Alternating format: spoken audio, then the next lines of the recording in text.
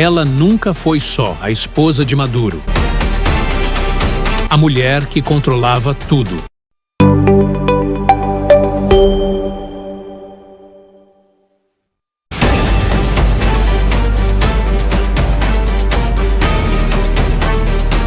Enquanto Caracas ainda tentava entender o que havia acabado de acontecer, outra história, muito mais silenciosa e decisiva, se desenrolava longe das câmeras. Não nas ruas em chamas, não nos quartéis bombardeados, mas no coração oculto do poder venezuelano. Ali, na madrugada que mudou o destino do país, não caiu apenas um presidente. Caiu a mente que sustentava todo o sistema. Durante anos, o mundo enxergou Nicolás Maduro como o rosto do regime. O discurso, o uniforme, o palco. Mas os bastidores sempre tiveram outro comando. Uma mulher que nunca precisou de cargo formal para governar. Uma figura que preferia operar nos corredores escuros do poder, longe das multidões, onde decisões reais são tomadas. Cília Flores não era coadjuvante, era o eixo. Washington nunca teve dúvidas disso. Desde o início, os relatórios de inteligência apontavam que separar Maduro de sua esposa seria como capturar apenas metade do problema. Por isso, quando a operação final foi autorizada, a ordem era clara: os dois juntos. Porque ali não havia apenas um casal. Havia uma simbiose política construída ao longo de 3 décadas. Cília Flores não surgiu por acaso. Advogada experiente, treinada na leitura fria da lei, ela aprendeu cedo que normas não servem apenas para proteger, servem também para controlar. Sua trajetória se confunde com o nascimento do chavismo. Quando Hugo Chávez ainda era um militar derrotado e preso após a tentativa de golpe de 1992, foi ela quem enxergou o que outros ignoraram. Aquele homem não era um fim, era um começo. Foi nos tribunais, nas visitas às prisões, nos bastidores jurídicos que Cília se tornou peça-chave do movimento bolivariano. Ali, ela construiu alianças, protegeu quadros, abriu caminhos legais onde antes havia muros. Foi nesse ambiente que conheceu um jovem sindicalista, discreto, obediente, politicamente moldável, Nicolás Maduro. Ela viu nele não um líder nato, mas algo talvez mais valioso, alguém que poderia ser conduzido. A parceria estava selada. Com Chávez no poder, Cília avançou. Tornou-se deputada, depois presidente da Assembleia Nacional. Não apenas ocupou o cargo, redefiniu seu papel. O parlamento deixou de ser espaço de debate e passou a funcionar como trincheira política. Críticas eram silenciadas, investigações barradas, aliados protegidos. O Estado começava a se fechar sobre si mesmo.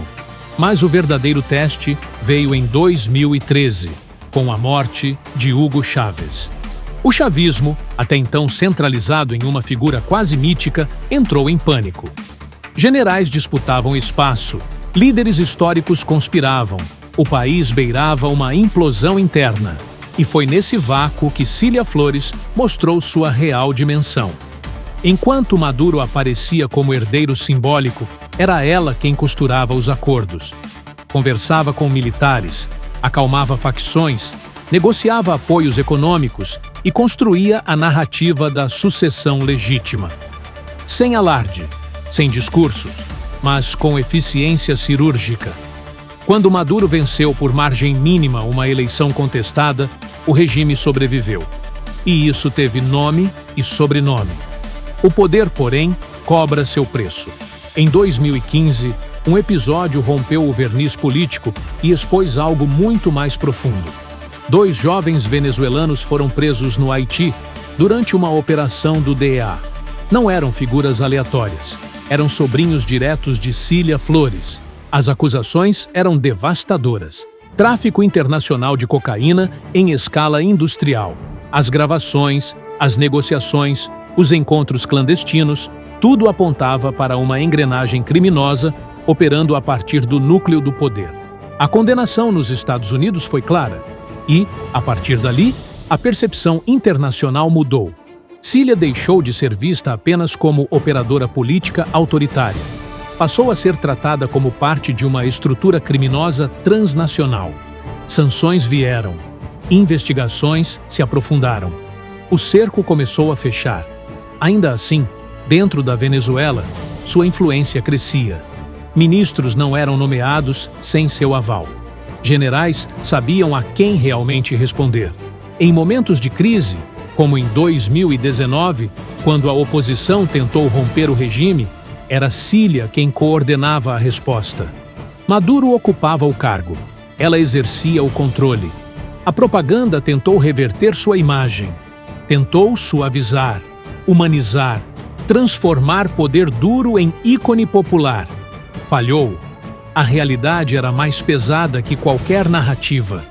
Quando as eleições de 2024 expuseram uma fraude impossível de esconder, foi novamente ela quem sustentou a permanência no poder. Repressão, discurso beligerante, fechamento total do regime. A Venezuela mergulhava ainda mais fundo no isolamento internacional. Até que, em 2026, o jogo terminou.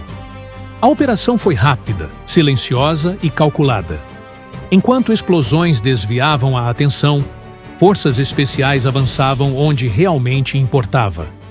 Em menos de 20 minutos, o casal que comandou a Venezuela por mais de uma década deixou o país algemado, sob capuz, sem discursos, sem multidões, sem palácios. Cília Flores não reagiu. Segundo relatos, observou em silêncio. Talvez já soubesse que aquele momento chegaria. Agora, ela enfrenta o mesmo sistema judicial que condenou seus próprios familiares. Promotores têm em mãos anos de investigações, documentos, testemunhas. E diante dela surge uma escolha final: manter o silêncio e enfrentar prisão perpétua, ou cooperar e revelar tudo o que sabe. E ela sabe muito. Sabe como o poder foi mantido, como o dinheiro circulou, quem participou, quem se beneficiou, quem fingiu não ver. Sua palavra pode não apenas redefinir o futuro da Venezuela, mas expor conexões que atravessam fronteiras. Independentemente do que escolher, uma coisa é certa: a história já a julga. Para alguns, será lembrada como símbolo de resistência. Para outros, como arquiteta de um colapso nacional.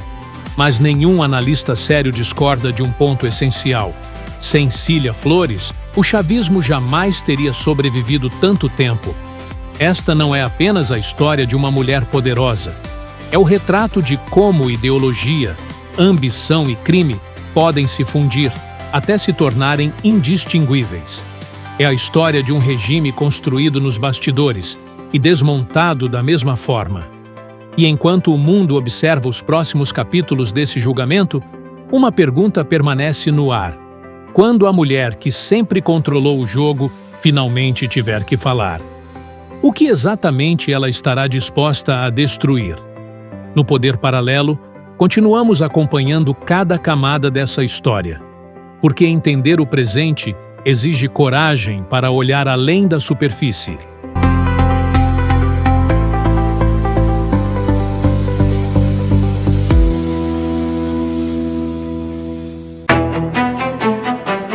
Em um mundo onde nem tudo é o que parece, existem fatos que ficam fora do noticiário.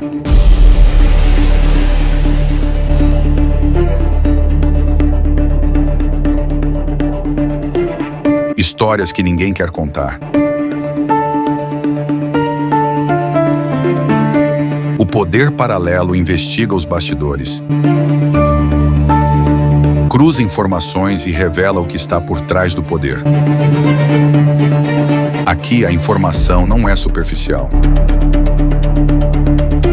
É apuração, contexto e verdade. Poder Paralelo, onde a verdade se revela.